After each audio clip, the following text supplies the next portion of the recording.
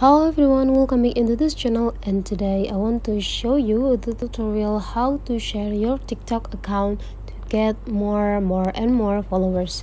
Okay, so first thing we have to do here is just go open the TikTok applications, and after we open the TikTok, when you already in the home section, make sure that you go into this profile, and now you have an access over your profile. So in this profile you just need to go click share profile, and after you click it you will have this part, so you can just let the people surrounded you scan the code here to directly generate it into your profile.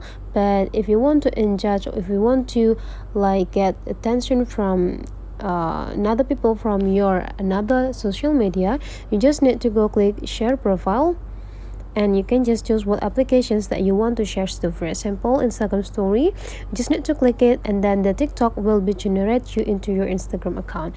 But if you want to share your profile in personally, you just need to copy the link, and then after that you just need open the social media private chat to send this link to your friend. So that's the way how to share your TikTok account. If you find that this tutorial is useful for you, don't forget to subscribe into this channel.